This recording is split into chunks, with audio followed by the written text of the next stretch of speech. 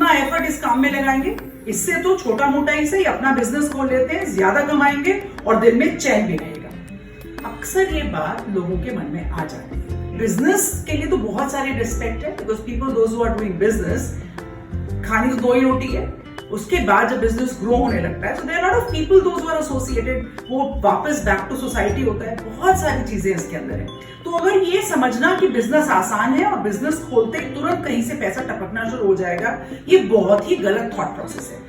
So, मैं जब ये बुक्स लिख रही थी ना, माय पैसो book series, so by the time the children become adolescent और उनके अंदर ये ख्याल आने लगते हैं, तो एक चैप्टर के अंदर फाइनेंशियल लिटरेसी के अंदर एक इंटरेस्टिंग थॉट डाला कि let us help the children understand what is the difference between business and entrepreneurship. देखिए, बिजनेस का मतलब होता है वो एग्जिस्टिंग है, जो कर रहे हैं वहीं पर आप पैसा कमाते रहें, आप ग्रो करते रहें। एंटरप्रेन्योरशिप का मतलब है something innovative, trying to solve a problem, trying to bring something new, maybe trying to destruct. और स्टार्टअप ज्यादातर टेक कंपनीज के साथ होता है related, where you are trying to bring absolutely new और पूरा डिस्ट्रप्शन ही लेकर आना है मार्केट में, बिकॉज आपकी जो टेक्नोलॉजी है वो बहुत स्पीड से प्रॉब्लम सॉल्विंग करेगी और बहुत सारा टाइम बचाएगी स्टेक होल्डर्स का। मैं यहाँ पर एग्जांपल देना चाहूंगी फिलिप कॉटलर का।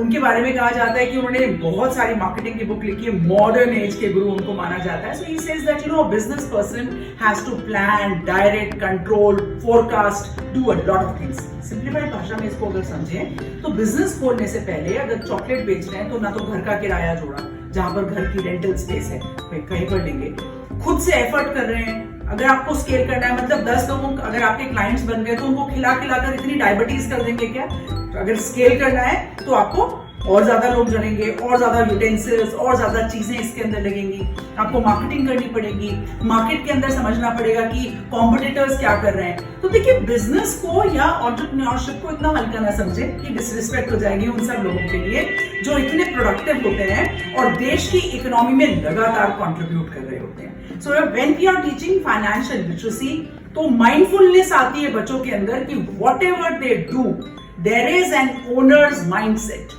हो सकता है जब आप जॉब कर रहे हो तो आप उतना ना कमा रहे हो, लेकिन स्किल्स, एक्सपीरियंस आपके खाते में जा रहा है, ताकि जब आप कुछ करेंगे तो वो आपके काम आएगा। Isn't it?